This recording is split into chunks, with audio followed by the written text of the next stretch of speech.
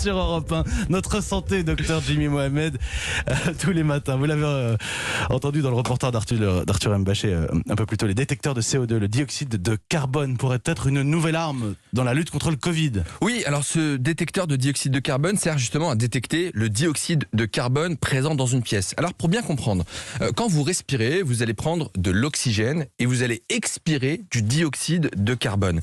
Ce dioxyde de carbone, il va s'accumuler dans la pièce où vous êtes et plus ce CO2, ce dioxyde de carbone est élevé, plus vous avez un risque d'attraper le coronavirus, car ça veut dire que la pièce est mal ventilée et que vous émettez de nombreux aérosols.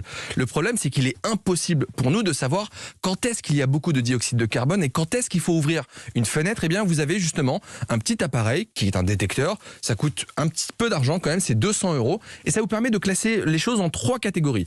Vert, ça veut dire qu'on est bon, la pièce est bien aérée.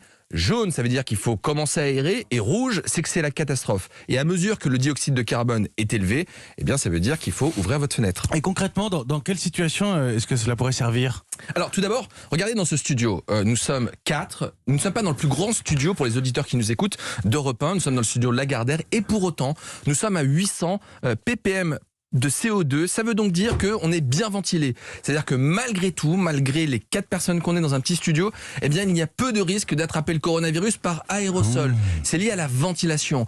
On peut imaginer la même chose que dans le reportage, dans une classe, on met ce petit dispositif et quand on passe au jaune, on ouvre la fenêtre. Parce qu'on nous dit qu'il faut ouvrir la fenêtre toutes les heures, toutes les 2 heures, mais que vous soyez seul ou avec 30 ou 40 enfants dans une pièce plus ou moins grande, ça change la donne. Évidemment. Mais est-ce qu'on pourrait pas aller un peu plus loin ? On pourrait imaginer, comme c'est le cas notamment au Japon, dans des restaurants, puisqu'à un moment, il faudra bien réouvrir les restaurants, mettre ce dispositif pour montrer que dans un restaurant, on est bien ventilé et qu'on ne risque pas d'attraper le coronavirus par l'aérosol. Parce qu'on a mis le paquet sur les surfaces, en se lavant les mains, mais très peu sur la diffusion de l'air. Et puis, pourquoi on ne mettrait pas ça non plus dans des salles de sport ? Pour se dire, tiens, on va rouvrir les salles de sport, puisque apparemment, il faut vivre avec le virus, on ne confine pas, mettre un masque et montrer que la pièce est ventilée. Et à l'inverse, est-ce qu'on ne pourrait pas faire des expérimentations dans des lieux qui soi-disant ne propagent pas le virus, comme les transports en commun. On nous dit que les transports en commun sont fiables. Mais pour en avoir le carnet.